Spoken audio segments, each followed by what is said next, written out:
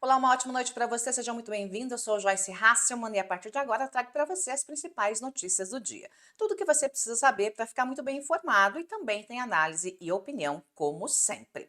Contagem regressiva. Tarifácio começa a valer na próxima sexta-feira. Senadores brasileiros se reúnem com empresários americanos em Washington. Presidente Lula diz esperar que Trump haja como no mundo civilizado. E Celso Amorim sepulta qualquer chance de diálogo com Trump num futuro recente. Ele fez mais uma lambança e já já eu trago para você. E o Brasil sai do mapa da fome, segundo um relatório da ONU, agora no Jornal da Joyce. Gente, vamos falar de tarifaço, né? Aliás, até o início do tarifaço e tudo leva a crer que começará no próximo dia 1º mesmo. O assunto é esse e os assuntos serão decorrentes desse. O presidente Lula disse hoje que espera que o presidente dos Estados Unidos, Donald Trump, reflita sobre a importância do Brasil e adote uma postura de diálogo em vez de impor tarifas unilaterais. O Lula está fingindo que não entendeu que a questão é muito mais política que econômica, né?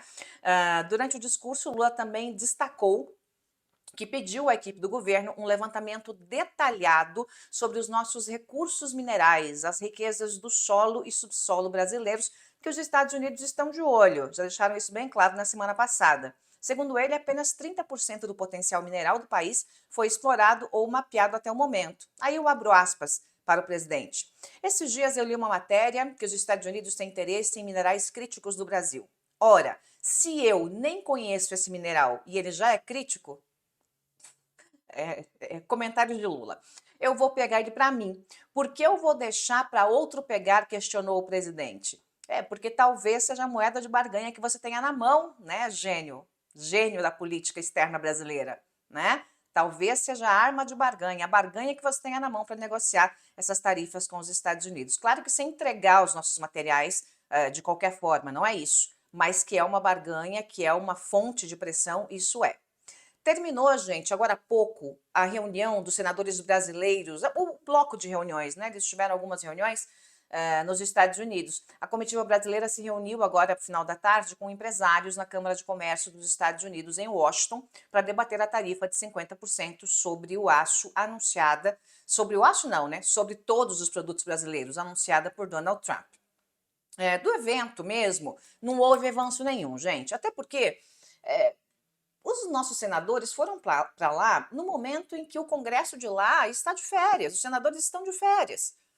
Então, eles tiveram uma reunião com a embaixadora um pouco mais cedo, depois se reuniram com empresários, alguns empresários grandes, é verdade, e essa pressão do empresariado tem que haver, mas não tem realmente um grande avanço dessa viagem para os senadores, não. Está sendo mais uma questão política para o Brasil do que um avanço com os Estados Unidos. A ideia que surgiu hoje é que a Câmara Americana de Comércio faça uma carta pedindo o adiamento do tarifaço. Como eu disse para vocês, representantes de grandes empresas participaram da reunião, que foi às escondidas até o seu início, porque o pessoal está fugindo aí do Eduardo Bolsonaro para ele não cancelar as reuniões que os senadores têm com representantes americanos. Gente, o tarifaço é uma realidade. A gente tem que entender isso. Agora não há espaço para adiar ou reduzir o tarifaço. O momento da negociação vai chegar, mas o tarifaço vai entrar em vigor no dia 1º de agosto. Algumas perguntas precisam ser feitas em torno desse imbróglio todo. Primeiro, existem canais de diálogo? Porque estão lá os senadores, né? Estão lá os senadores, vão ter mais agenda amanhã, mas estão conversando com quem? Para onde esses canais de diálogo devem ir? Esses canais de diálogo, se não chegarem à Casa Branca, são inócuos. Pode escrever carta, a Câmara de Comércio, os democratas, os republicanos, pode, não adianta. Pode falar com metade dos Estados Unidos. Se não chegar as informações, não chegarem as informações ao núcleo da Casa Branca, não vai resolver absolutamente nada. Então, o tarifaço já está precificado. Ele vai, de fato, acontecer. Agora, o que vem depois dele? Qual é o próximo caminho? É o da barganha? Como eu falei para vocês, envolvendo as terras raras, os minerais críticos? É um caminho. Lula não pode simplesmente descartar esse caminho. É preciso estar com todas as cartas na mão. E mais, haverá retaliação do Brasil? O Brasil vai retaliar, mesmo peso, mesma medida? Vai sobretaxar produtos americanos também? Tudo isso vai definir como as coisas vão acontecer e como haverá ou não essa negociação, se haverá ou não essa negociação. Agora, é muito lógico entender como o Trump está fazendo as coisas de forma absolutamente política, né? É muito lógico entender que o tarifaço vai entrar em ação. Obviamente, a economia do Brasil já teme com isso, já tem mostrado sinais aí de temor e tremor com isso. Assim que o tarifaço entrar, os setores do Brasil vão começar a negociar com os setores dos Estados Unidos, então vão abrir negociações setor com setor. Por exemplo, o setor que vende suco daqui com o setor que compra suco de lá, setor que vende café daqui com o setor que compra café de lá. Então, vão começar uma negociação para, aos poucos, ir furando esse bloqueio, essa bolha, né, de Donald Trump. E, obviamente, vai chegar o momento em que os governos vão ter que conversar. O Trump não está disposto a receber o Lula, mas o Lula precisa fazer a parte dele, mesmo que seja, né, para levar um não na cara. E essa história toda, gente, olha, eu vou dizer para você, a direita brasileira, especialmente a direita bolsonarista, não vou falar direita porque eu sou de direita e estou longe de ser bolsonarista, mas a direita bolsonarista está fazendo um contorcionismo para defender o Eduardo Bolsonaro, porque está na conta da direita esse tarifaço. O Eduardo Bolsonaro chamou para ele esse tarifaço. Depois ele disse, não, não é bem assim, eu não decido sozinho. Mas ele foi lá, ele usou a palavra nós, eu e o Trump. Eu negociei com o Trump o tarifaço. A terra será arrasada. Né? Nós vamos colocar fogo em tudo para pegar o bandido, disse o Paulo Figueiredo, que está junto com o Eduardo Bolsonaro nessa. Então ele chamou para si o tarifaço. Está gravado. Está gravado, claramente gravado. Para quem quiser ver e ouvir. Né? Então, é óbvio que a família Bolsonaro está prejudicando o Brasil por uma causa própria, em causa própria. Está fazendo chantagem, está colocando o Brasil inteiro sob chantagem por conta de uma tentativa de livrar o pai da prisão ou de deixar ele elegível, sendo que ele está inelegível. Né? Então, essa chantagem toda feita pela família Bolsonaro pegou mal na direita. Né? Mesmo os mais arraigados, os mais defensores, como Nicolas Ferreira, têm ficado quieto em relação ao tarifaço. Não tem aberto a boca. Não tem aberto a boca em relação a isso. Então, a direita está fazendo ali o seu contorcionismo. E se não tiver negociação, as medidas serão ainda piores. O próprio Eduardo Bolsonaro já falou isso, chamando para si a responsabilidade. Então, o Brasil inteiro é refém do Bolsonaro? O Brasil inteiro é refém de Eduardo Bolsonaro e de Jair Bolsonaro? Da família Bolsonaro, a economia inteira é refém deles? Do que dá para prever aí do que está acontecendo? Gente, não dá para prever nada. Não dá para prever nada. Saiu pesquisa Quest hoje, uma pesquisa que mostra números interessantes, que mostra que para 59% dos brasileiros o Trump não muda a inelegibilidade de Bolsonaro. Óbvio que não muda, mas me chama a atenção que 31% acham que o republicano pode mudar a situação. 31% acham que sim, que pode mudar. Obviamente que não vai mudar, não tem o menor sentido uma coisa dessa. O Poder Judiciário não está disposto a barganhar e não está disposto a entrar nessa política de chantagem. Isso não depende do Lula, depende do Poder Judiciário. Não é o Lula que decide se Bolsonaro vai estar na célula da eleição ou não. Quem decidiu foi o TSE. E quem vai decidir pela prisão de Bolsonaro é o STF, em menos de 2 meses. Né? Mas ainda assim tem gente que acha que o republicano pode mudar essa situação 31%. Né? Eles continuam fazendo de tudo, gente, para se safar, mas não vai ter jeito.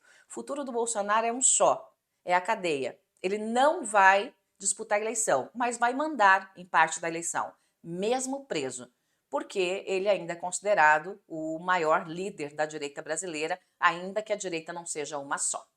Vamos de editorial? Gente, eu tenho dito durante os últimos dias que Celso Amorim é um paquiderme numa loja de cristais, quando o assunto são relações exteriores brasileiras. Esse desastre ambulante não cansa de se superar. Já defendi mais de uma vez a demissão desse vagão desenfreado da diplomacia, mas agora defendo a interdição. Celso Amorim só pode estar louco. Com o tarifaço batendo a nossa porta, o gênio resolve dar uma entrevista ao jornal inglês Financial Times. O título da reportagem, abro aspas, Brasil vai dobrar aposta no BRICS em desafio a Donald Trump, fecho aspas. O título já é terrível por si só, pelo momento que estamos vivendo com os Estados Unidos. Mas acreditem, ele conseguiu piorar a entrevista no decorrer do tempo e piorar muito. Enquanto tem uma comitiva de senadores nos Estados Unidos tentando a todo custo, pelo menos, adiar esse tarifaço, que parece impossível, enquanto empresários brasileiros exportadores se mobilizam para sensibilizar o governo americano sobre o tema, enquanto governadores dos maiores estados brasileiros tentam abrir um canal de diálogo, o idiota ideológico comparou os Estados Unidos à antiga União Soviética. Você não ouviu errado. Celso Amorim comparou os Estados Unidos, que estão em reta de colisão com o Brasil, à antiga União Soviética. A frase desse delinquente das relações exteriores está lá no jornal para quem quiser ver. Amorim disse que a interferência de Trump nos assuntos internos do Brasil era algo não visto nem mesmo na época colonial. Acho que nem mesmo a União Soviética teria feito algo assim, disse ele. De fato, a União Soviética reagiria de uma forma completamente diferente se fosse desafiada pelo Brasil. A União Soviética invadiria o país, mataria todos os integrantes do governo e tomaria o poder. Simples assim. Mas Celso Amorim foi além. Não bastasse jogar lenha na fogueira das relações internacionais Brasil e Estados Unidos, como se fosse preciso, né? Ele ainda mentiu, coisa que, aliás, faz muito bem. Celso Amorim sabe implodir pontes e mentir. São especialidades deste gênio da diplomacia brasileira. O trem desgovernado disse que o BRICS não é um bloco ideológico, não é um instrumento da China e da Rússia, e diz que o Brasil redobrará o seu compromisso com a gangue anti-americana. A declaração de Amorim, que representa Lula, preste atenção, a declaração de Amorim, que representa Lula nessa entrevista, joga por terra qualquer possibilidade de Trump recuar em relação ao Brasil. País governado pelo PT, que cogita até substituir o dólar como moeda de troca internacional. Celso Amorim é mais que um idiota útil. Ele é um idiota inútil e precisa ser interditado. E esse é o editorial de hoje. Bom, gente, a ONU, Organização das Nações Unidas para a Alimentação e Agricultura, anunciou hoje que o Brasil saiu oficialmente do mapa da fome. De acordo com o Ministério do Desenvolvimento e Assistência Social, o resultado reflete a média entre 2022 e 2024, que colocou o Brasil abaixo do patamar de 2,5% da população em risco de subnutrição ou de falta de acesso à alimentação suficiente. O Brasil havia retornado ao mapa da fome em 2021, com o efeito pandemia, após passar 7 anos fora da compilação. Da última vez, o país levou quase 12 anos para conseguir sair da listagem.